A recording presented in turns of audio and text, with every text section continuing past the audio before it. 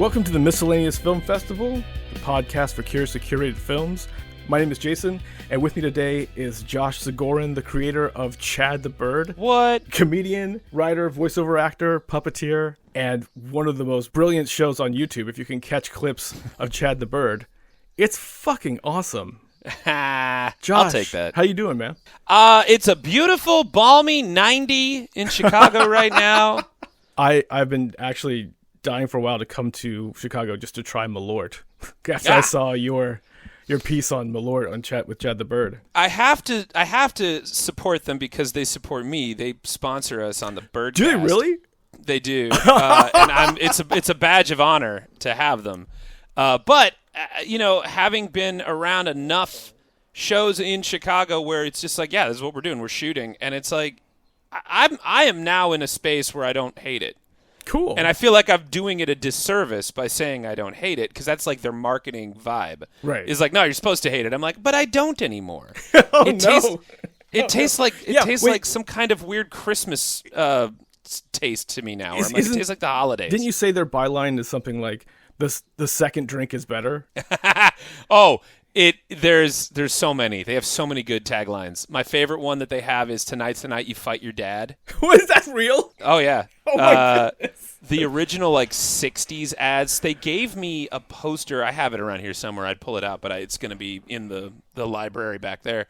That it's a little cartoon man, and it just says, "Are you man enough for more?" Oh my goodness. Yeah, their whole vibe is just coming up with the worst ways to put it.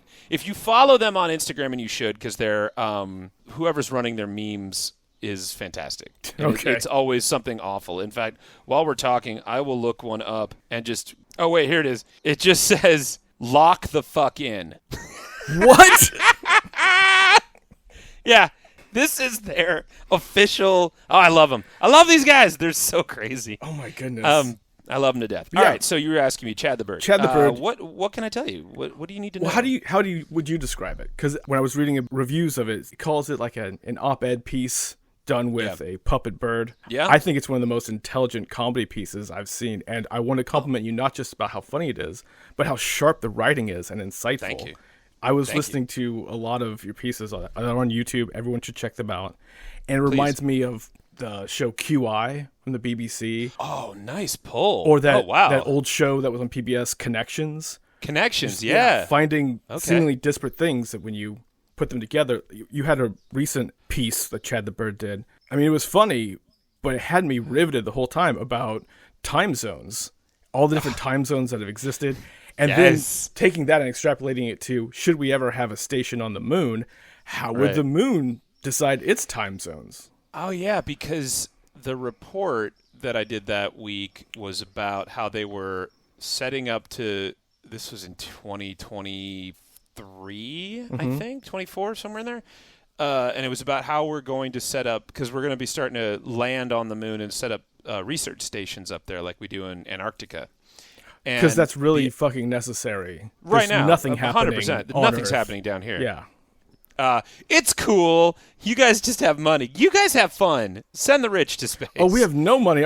Sorry, that's my soapbox. We're going to talk about a movie. Do it. No, we have. If ever there was a time, also you have we're living in crazy times, so it's I think it's okay. Our deficit is so fucking bad. What we really need to do is send resources to the moon. Send to the moon, sure. Yeah. Nothing. It's fun. There's so much to do up there. Go to Mars, Elon. Go to Mars. See how that goes. I take it back. But I take it back. We need to send Elon to the moon. No, nowhere's too far close. enough. Mars is fine. Send him to Mars.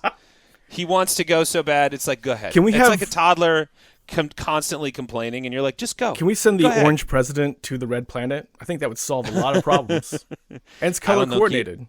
It's true. It's very fall. We can do it in the fall. Reds and oranges. Well, thank you for reminding me about time zones. No, for the compliments, man. Thank you so much. Yeah, Chad's a thing that we started doing. We being me and a couple of friends. There's a show called The Paper Machete in Chicago that's been around since 2009. Yes, this is our 16th anniversary. We've been at the Green Mill since 2000 and Which is that the bar where most of the videos are shot at? Where the videos that you see, most of the ones that you see now are at the Green Mill. Okay. But we perform all over, and on occasion we'll show those on the internet, but people really like looking at the Green Mill, so we're like, yeah. Your stuff is so well researched. I mean, it's a compliment to you that you write such great stuff once a week. You seem to have a new show every week. And that's because of necessity. Because, like, when I first started doing Chad, that was 2006 was when I built Chad. And that was the original one. And I built him for a sketch show where the sketch show was porn-themed, which I thought was hilarious. I mean, it sounds great right now. It was great in that we were on a nonprofit black box stage doing porn jokes, and like, how can we do that without actually being naked? Well, and it was great. It was a lot of fun. It ran for a long time.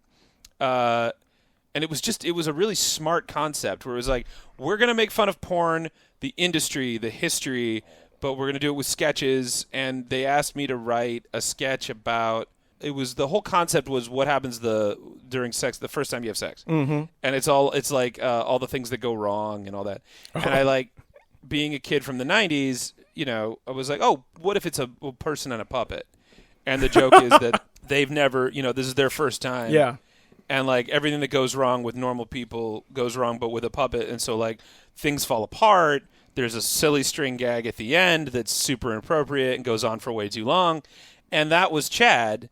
I built him out of these parts of puppets and things that were in the basement of the theater. Because, I'm 26. I'm brand new to the city. I just graduated. I'm looking to do stuff. And they're like, hey, man, do you have any puppets? I'm like, I actually don't have any puppets. And they're like, well, you can spend the night in the theater, go into the basement, do what you want. Wait a minute. And use it. And so this is like a story from Are You Afraid of the Dark? That you got locked in the theater overnight. To build a puppet. I definitely left because I did go home. Oh, good. But I was there until, this is back when we would be like up until sunrise doing this stuff. I don't do that anymore unless it's. Oh, tell me about it. No, I've done some all night set builds. Those were the days. Mm-hmm. But yeah, no, I was in the basement, found a bunch of parts, Frankenstein Chad together, and then people loved it and they thought he was really funny, and so then we used him in other sketches. I brought him with me to LA because I lived in LA for a little bit. Mm-hmm. And that's when I first started doing internet stuff and kind of coming up with the character, because he's sort of loosely based on some people I knew from Laguna Beach. And then that sounds about right. Yeah. The accent, at least. Which has since grown into sort of a Pittsburghian Delco accent because of being in Chicago and getting angry and drunk for so long. And I'm from Iowa originally, so I have no claim to any of these accents. But it just slowly evolved into the voice that just sort of happened out of necessity. But the Paper Machete picks me up in 2009 when they first started doing their shows, and I was asked to be like their avian op-ed columnist. And then the concept is once a week we're going to give you a topic, and you're going to do 10 minutes. So you have a prompt to go with. Right. Okay. Well, and it's been 16 years of doing it, and then pandemic happens. We have no more live shows because I was all about live theater, a big theater person, grew up in the theater, always have been a part of it. And then everything shuts down. And so I started doing these little things online for fans from the Machete because I was like, hey, everybody's going to be real freaked out and sad. Maybe once a week I can just, pop the puppet up and do the thing. Yeah. 2021, I post our first video from the first show back, which was at the Chicago Underground, Go Chook. And I did a bit about the apocalypse being super lame because it's the COVID apocalypse, which was like... And coming from the perspective of a bird, of a non-human. Of a bird, yeah. Right. Judging the humans. And well, that's always been the thing, because it's like, well, I get that there's questions like, well, I mean, you're a guy, you're back behind, what can you get away with? And I'm like, but I'm never writing from the perspective of a person. Yeah. Like, Chad's always a bird going like, I don't get you people. And then we did this bit. It's a great, the outsider perspective, like Yakov Smirnoff. I mean, you are the contemporary Yakov Smirnoff. If that's what it is, if that's my legacy, I'm never going to be mad about that. I grew up with Yakov Smirnoff, man. He's the height. Did you ever go to Branson? I've been to Branson. Okay. Yes, indeed. Oh, goodness gracious. That such a someday. Midwestern fucking reference. It's very real. we'll get into the Wisconsin Dells later. Oh no, the Vegas of the Midwest. Then there we are doing these reports, and like it just kind of I posted this thing about how the apocalypse was lame. It went viral, and I know it went viral because I had to shut my notifications off on my phone because I thought I was doing a show when that happened. Mm-hmm. And then that sort of took over my life, and that's been the last 4 years. Has just been. Now we're touring. Now we're everywhere. I love it. It's great. I'm happy people like Chad. Oh, he's terrific. I recommend everybody. I mean, stop listening to this podcast. Stop right now. Google Chad the Bird. Watch a bunch of fucking videos. Laugh your ass off. Then come back because the other thing we were going to talk about was horror movies. You were a big horror fan. Big fan. Huge freak for it. And when I reached out to you, you're like, you wanted to talk about Psycho Goreman. Which I just introduced somebody to not too long ago. Oh, if you know Fresh Hell Comedy, which you should follow if you're not following Fresh Hell. Fresh Hell Sketch is it's a TikTok one. It's like one of the first accounts I followed. Found out they were in Chicago, and their leader, Teddy Gales, who you probably know from there's this video that went viral of the guy. I think the concept is that this is the guy who's definitely going to ask you out. And he's a beardy fellow being super creepy, and it was hilarious. But he has a show, Fresh Hell Sketch. He'd never seen Psycho Goreman before. Oh, really? So I had him come by a couple of days ago because we were talking about this. Yeah. And I was like, you got to watch this movie. And and he's a very cheerful, positive person, but I've never seen someone beaming with happiness. Okay, that's awesome. Like him at the end of this movie. Because I know Psycho Goreman can be kind of divisive. It does.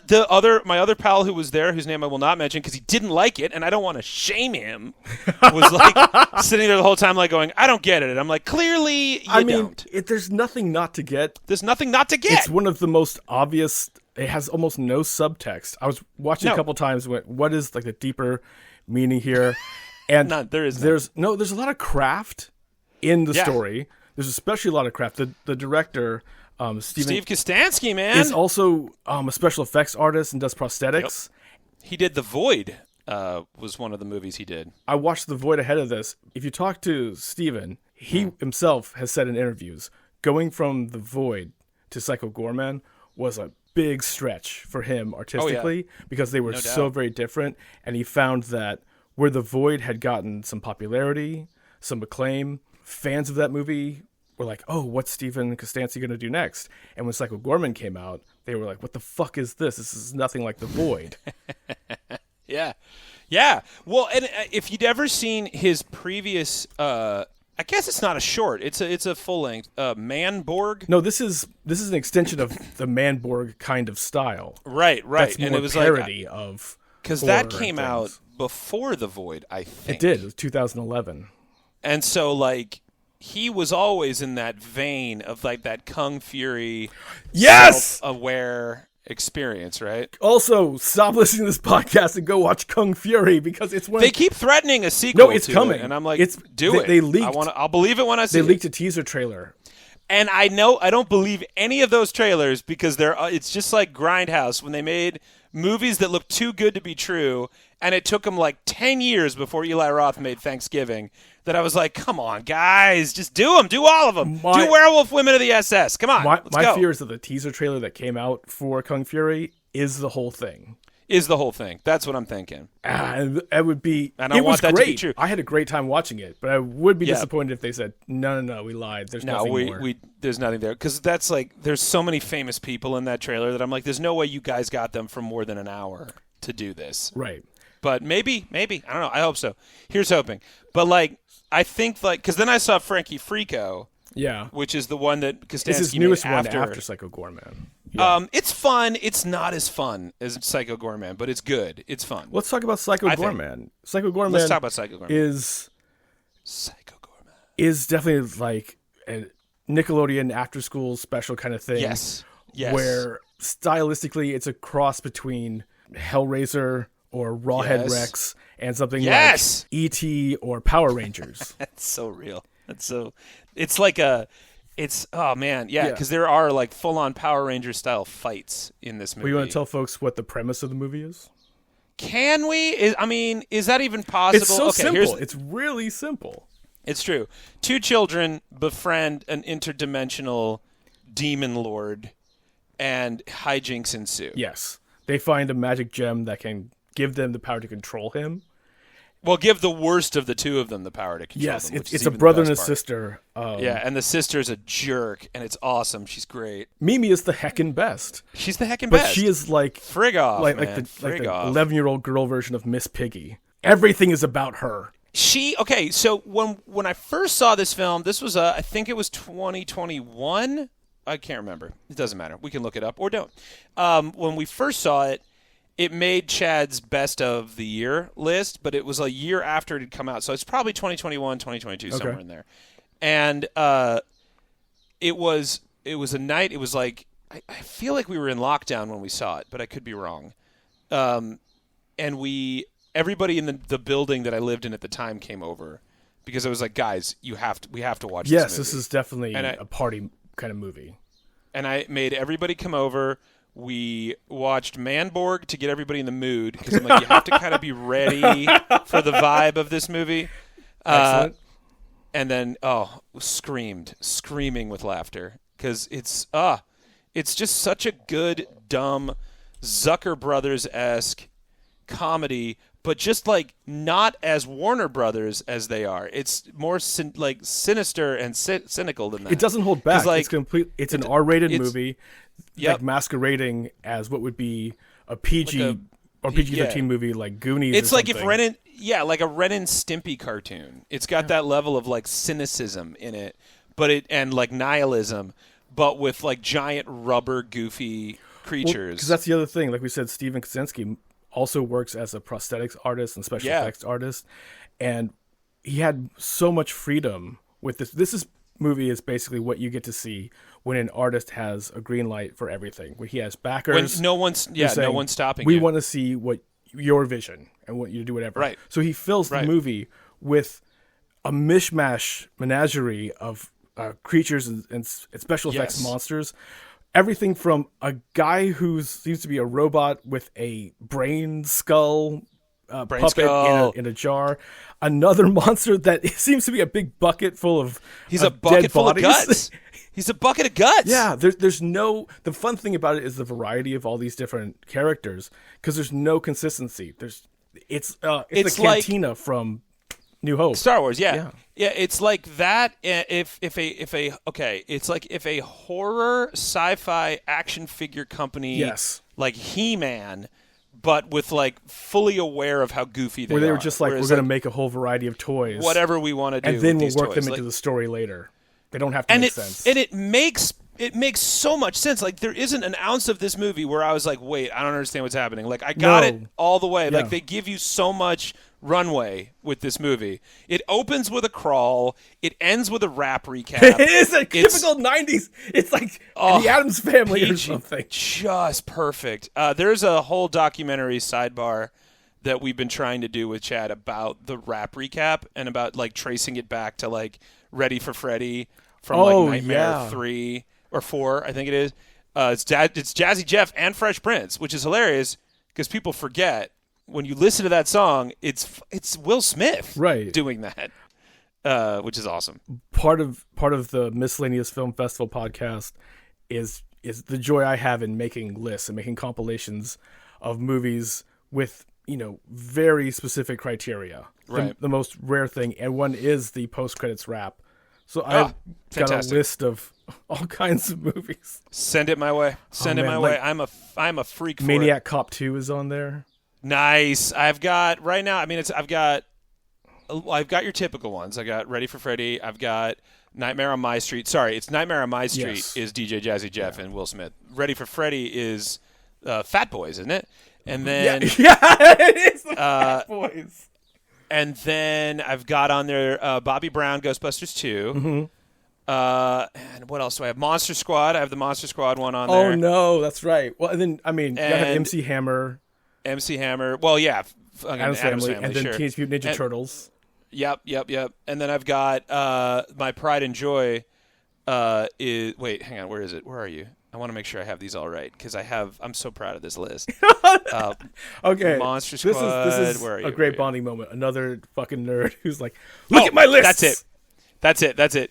It's The Crypt Jam. courtesy of the original Tales from the Crypt soundtrack, where it's just John Cassier rapping as the Crypt Keeper. As the Crypt Keeper? Phenomenal. Yeah, look up the Crypt Jam from Tales from the Crypt. No. Everybody in the house, if you can, everybody do the Crypt Jam. 'Cause this is the Crypt Jam.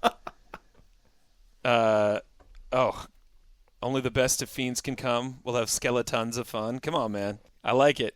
Give me the old school. No, that's the one for me. That's on vinyl. Another, like I said, we were talking about Psycho Goreman is definitely. I want to say hard R because it goes deep on the gore and the blood, but it's not hard like.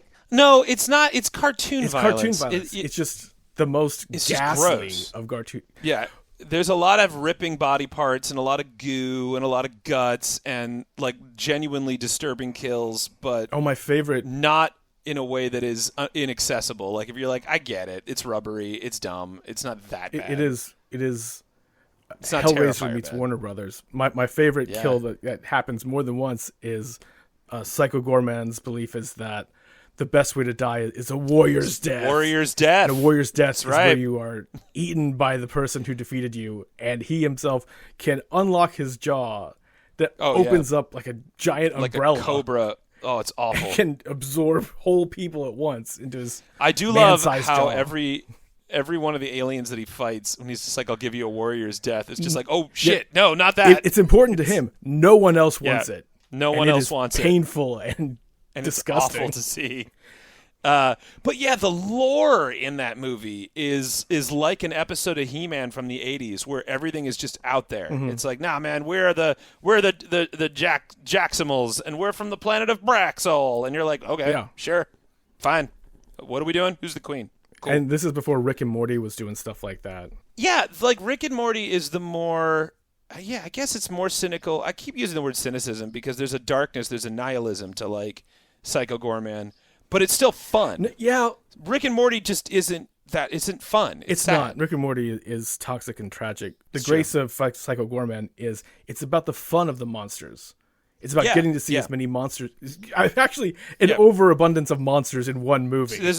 There's a whole shot where there's like 10 of them sitting around a table and they each have different personalities and they're all given they're like all the ambassadors. And when that happened, we were locked in. Mm-hmm. Like I was like, oh my God, this movie's fantastic. Like it was already dumb and fun and I was having a great time. But then like he does with Frankie Frico, the universe opens up and suddenly you're in space and you're learning about the triumvirate. And then there's the what do you call the Templars, which is a whole race angels, of these robo-angels. Angel demons. Yeah. And it's like, come on. Like, yes, it's a personal pan pizza of a movie. Like where you're like, this is a nostalgia vibe that, I mean, anyone can get into it, sure.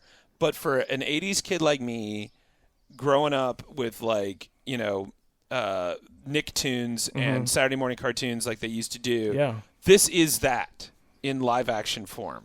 Where I'm like, don't think too hard. But scaled up for adults, violence-wise. Yeah. I was thinking about it, I was like, if I saw this movie when I was 13, this would be my favorite movie of all time. And Alex Winter, Bill we're going to talk about Freaked? We're going to throw a little in there. Okay. Because he keeps talking about how they're going to... Because I follow him on all the things. It's coming out on Blu-ray or something. Such a fanboy. Yeah, he's doing his 4K restoration. Yeah. And Freaked, I definitely saw when I was in my teens. Because the VHS copy that I have was... We taped it off of Showtime. Oh, yeah. So I've only seen it on VHS. But that was another movie that's just like hardcore gore, but still cartoony and very stupid and very funny. And if you haven't seen Freaked, that's another gem that's like right alongside Psycho Goreman. That's like that's the Criterion Collection for me. If they ever put me in the closet, like you see, where it's just like we put Walton Goggins in the Criterion Collection closet for him to talk about his favorite movies.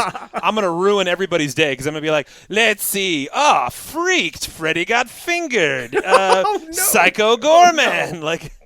I love trash, man. I'm a trash holic of pieces. Frankenhooker, basket case, like just pulling off the most random and gooey rubbery monsters. This is the watch list, everybody. After you stop listening to this, go look up all these movies. Check out Chad the Bird. Thank you, Josh, for coming onto the show. Yeah, man. We'll have to have you back sometime. Yeah, come find us. You'll see where we are. We're around. And also, thanks to everyone for listening. This has been a lot of fun. You can find all of Chad the Bird's videos on YouTube, plus check out Chad the Birdcast wherever you get podcasts. That's where you'll also find every episode of the Miscellaneous Film Festival podcast. Plus, check us out on Facebook and Blue Sky. We post clips and articles of everything we talk about on the show. Thanks again for listening, and we'll see you next time. Cheers. Come listen to me.